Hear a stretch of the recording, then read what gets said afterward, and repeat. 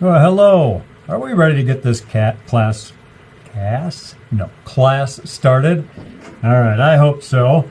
Professor Hubbard here.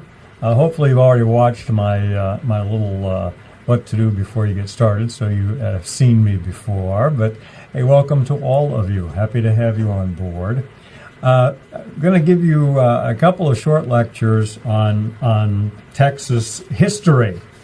I know most of you know most of Texas history, and that's fine. You probably know more about it than I do because I'm not from here. But I want to give you a little different perspective on things because our history dictates who we are today. And so we're going to talk about a little bit about the things that led to Texas being what it is now. Okay, so the earliest years, way back when, we find that the first Europeans to set foot in what is now Texas were the Spanish. However, there was no silver or gold here, and so they didn't have a lot of interest in Texas. And so the first actual attempt at settling what is now Texas was carried out by the French. Since Spain considered Texas to be part of its territory, and it was, they were a little concerned about the French settlers, and so the government of Spain, through Mexico City, encouraged Spanish people to settle in Texas to keep the French out. So by 1790, we had about 3,200 Spanish-speaking people living in what is now Texas. All right. In the meantime, primarily English settlers are settling in the eastern part of the continent. A new nation has arisen, the United States. And this nation has expansionist ideas and intent. So what we might want to do is think about what's the difference between the Spanish who came over here early in history and the English who came here. And so let's put our thinking caps on for a moment and think about English settlers. We study American history and we learn about the colonies, right? These were settlements where English people, not just males, but women and children, came to the New World with every intention of staying here. And so that's what we have on the east coast of the United States. What about the Spanish? What did they come to the New World for? Yeah, they wanted to conquer. They wanted that gold and silver and plunder. And did they bring their women and children? The answer is no. The conquistadors came, right? Sure, there were women here. They didn't need to bring them with them. And so there's a significant difference in the culture between Hispanics and English settlers. So, those Anglos from the East Coast are rapidly expanding westward. As we head west from the southern United States, eventually we run into what? Yeah, Texas, right? Which is indeed part of Mexico. But that's okay. We're going to settle here anyway. Now, Mexico has an immigrant problem, right? There's all kinds of illegal Americans or Americans who are illegally crossing into Mexico. And so in 1830, Mexico actually passes a law prohibiting Americans from settling in Texas. Unfortunately, they could not build a big wall, and so the settlers kept coming. The attempts to keep English or American, by this time, settlers out of Texas, it was too late. And so what happens in 1836? You're all good Texans. You know the answer to that, right? Yeah, we had a little battle or a little war with the Mexicans, and we kicked them out. Okay, so Immediately after defeating Mexico, Texas applies for statehood. You have to understand, Texas never wanted to be a nation. All of the Anglos who had settled here were from where? They were from the United States. And so they wanted to remain part of the United States. This was not just let's get rid of Mexico and start the nation of Texas. All right? We're going to become a state. However, at that time, the United States has its own issues going on. What is the United States struggling with in the late 1830s and beyond? Yeah, the issue of slavery, right? Sure. It's already threatening to tear the nation apart. And so there is an agreement in Congress that we will not allow a slave state, which Texas would be, into the Union unless at the same time there was also a free state admitted to the Union. This was to keep the balance between North and South in the United States Senate. So in 1836, Texas wanted to be a state, but there were no northern free territories that would qualify yet to become states. And so the United States simply told Texas no. So Texas has got to do something. And so what do? We become the nation of Texas. All right. 9 years later, things have changed a little bit in Washington, D.C., and we are ready finally to annex Texas and make it a state. Okay. So in 1845, Congress approved statehood for Texas. All right. There are several unique aspects to Texas statehood and some modern myths about Texas statehood. So let's talk about a couple of those things. All right. When Texas was a nation between 1836 and 1845, it did what many nations do. It went deeply into debt.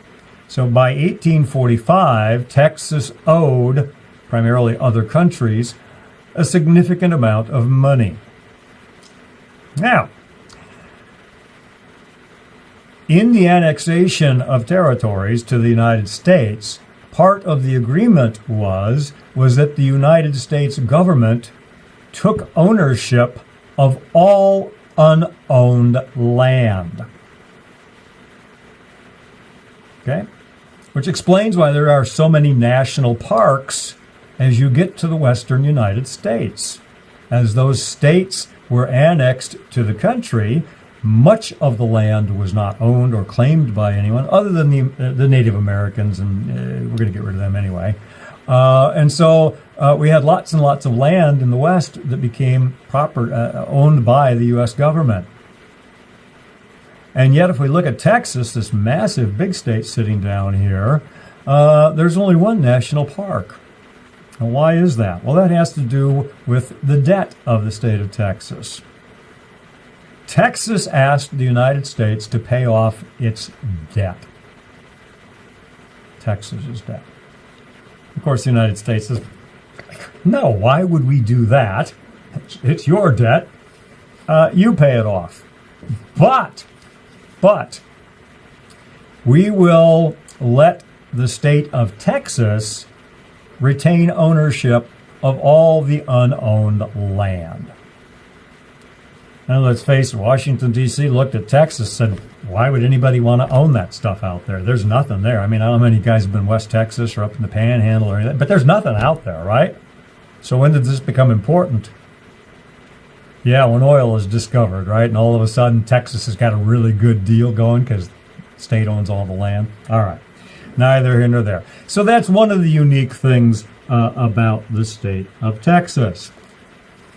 The annexation article also allows Texas to divide itself into 5 states if it so desires.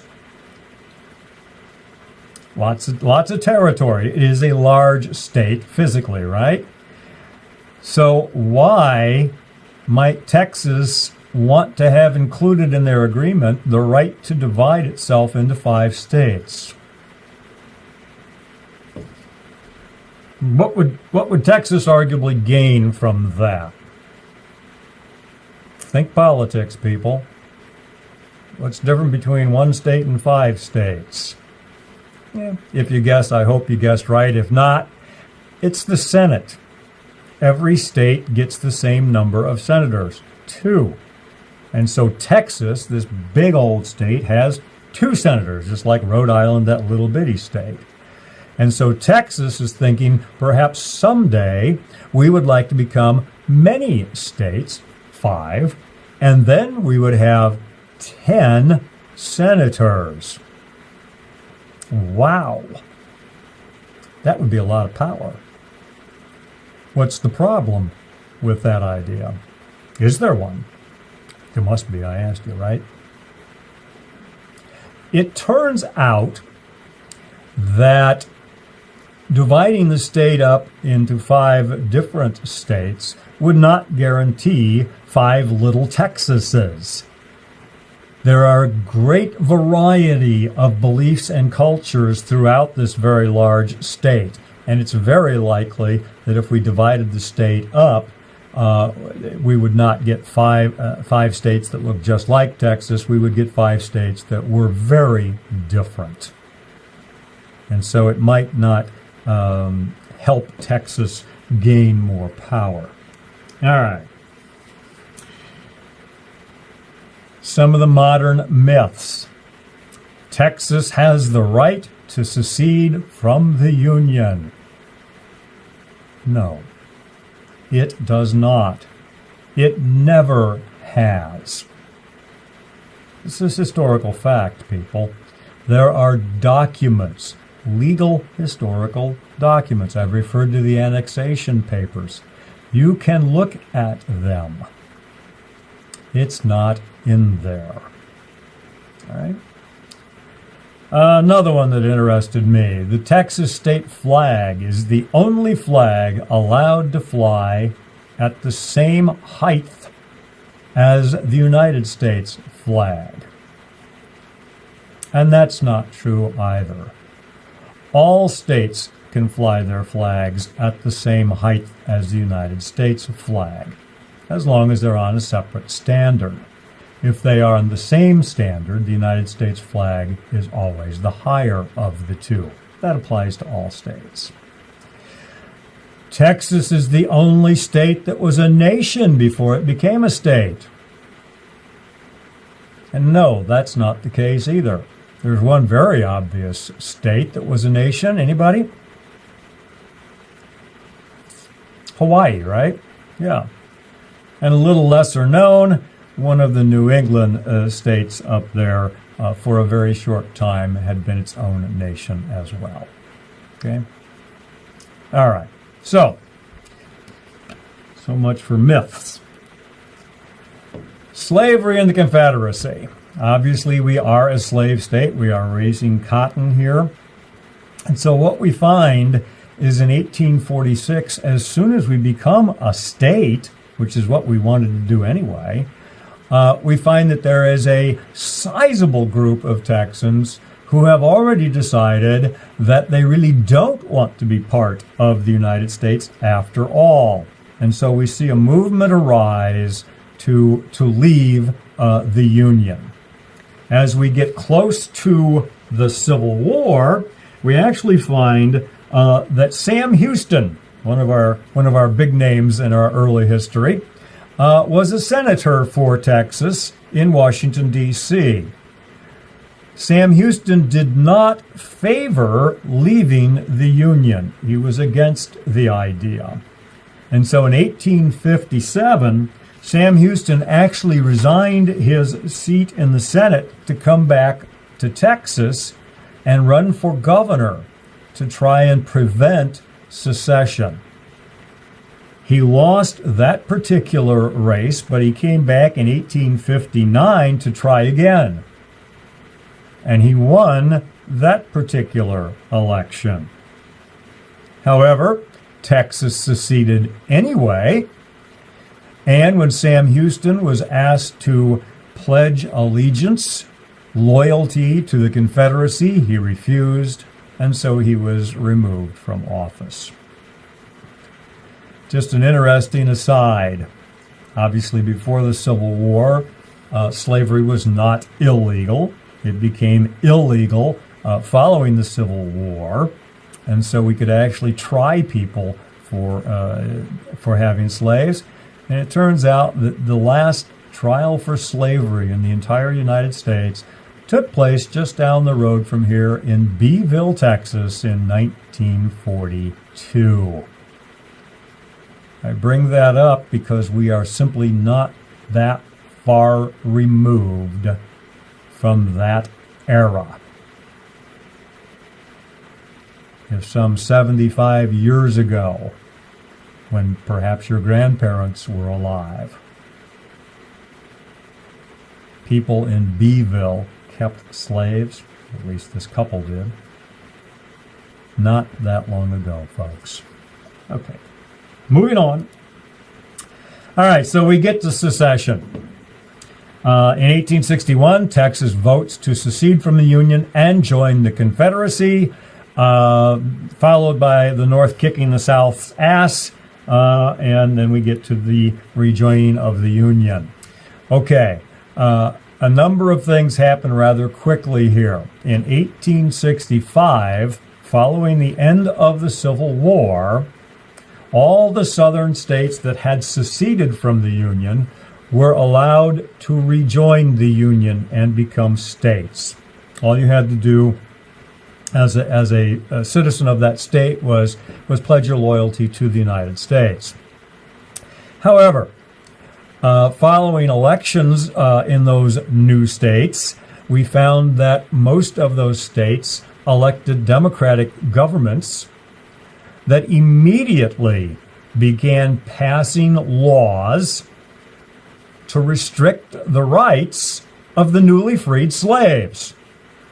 So in 1865-66, we see Texas, along with the other southern states, taking away the freedom of the blacks, basically, even though they've been freed in the Civil War. The North said, hey, what the hell's wrong with you people? Didn't we just fight a big war? Oh, by the way, those are called the Black Codes. Black Codes. So the North says, no, this is not going to happen. And so all of those states were once again stripped of their statehood in 1867, and they became militarily occupied territories.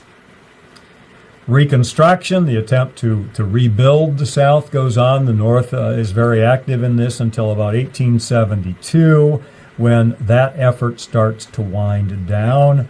And in 1873, Texas is once again admitted to the Union. All right.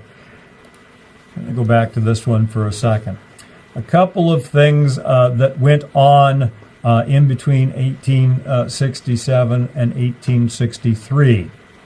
Even though the military oversaw the territory of Texas, Texas still held its own elections, still had its governors and all these types of things going on.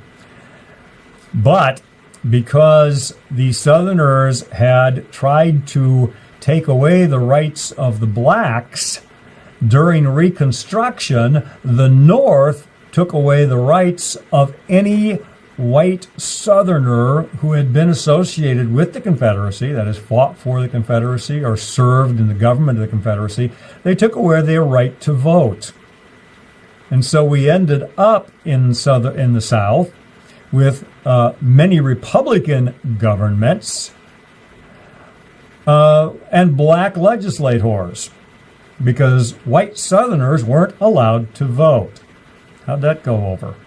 Yeah, not well, right? Okay. So as soon as we become a state again, and the North removes itself from babysitting, we throw out the Republicans, we reelect Democrats, good old solid Democratic South. That's changed, right? We'll talk about that later in the class. And we begin, not too long after that, passing another series of laws to take away the rights of the freed slaves.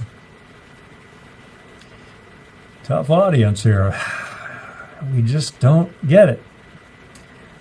These are called Jim Crow, and we will talk more about those later. All right, well, guys, I'm at 20 minutes, and you know what? That's enough for anybody.